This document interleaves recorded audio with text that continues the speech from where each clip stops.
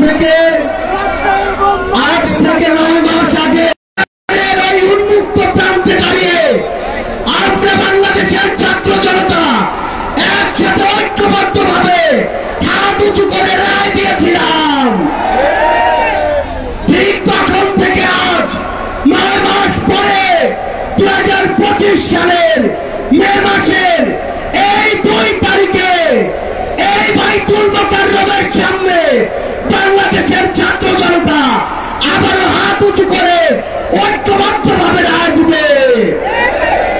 আমরা সেদিন এক হাত তুলে এক আঙুল তুলে এক দফা ঘোষণা করেছিলাম।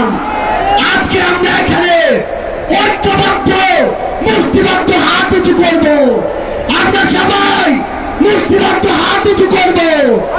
এই আওয়ামী লীগ পিলখানা হত্যাকাণ্ড ঘটিয়েছে কিনা, এই আওয়ামী লীগ শাপলা হত্যাকাণ্ড ঘটিয়েছে কিনা, এই আওয়ামী লীগ চোরাই হত্যা ঘটিয়েছে কিনা, এই আওয়ামী লীগ 1,500-এর অধিক ভাইকে শহীদ করেছে কিনা, তাহলে এই আওয়ামী লীগ খুনিদের দল কিনা? খুনিরা কি এই বাংলাদেশে রাজনীতি করতে পারবে? সন্ত্রাসীরা কি এই বাংলাদেশে রাজনীতি করতে পারবে? আমরা এই বাংলাদেশে খুনি সন্ত্রাসী আওয়ামী লীগের নিষিদ্ধ চাই কিনা? আমরা খুনি হাসিনার ফাঁসি চাই কিনা? সবাই একসাথে আজকে বাইতুল মোকাররমের এখানে স্লোগান দিতে হবে,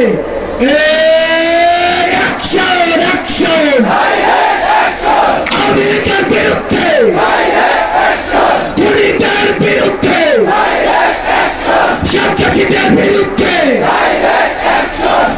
ফাঁসি চাই, খুনি হাসিনার ফাঁসি চাই, ফাঁসি চাই, খুনি হাসিনার ফাঁসি চাই। অ্যাকশন অ্যাকশন এনসিপির অ্যাকশন, এনসিপির অ্যাকশন, ছাত্র জনতার অ্যাকশন। সবাই একসাথে বলতে হবে, ইনকিলাব ইনকিলাব ইনকিলাব ইনকিলাব, দিল্লি না ঢাকা, দিল্লি না ঢাকা,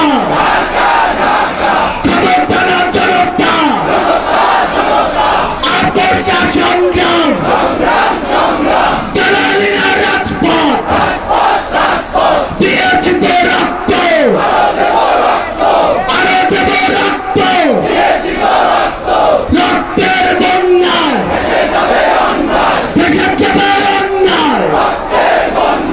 আবু সাইদ মুক্ত, শেষ হয়নি যুদ্ধ,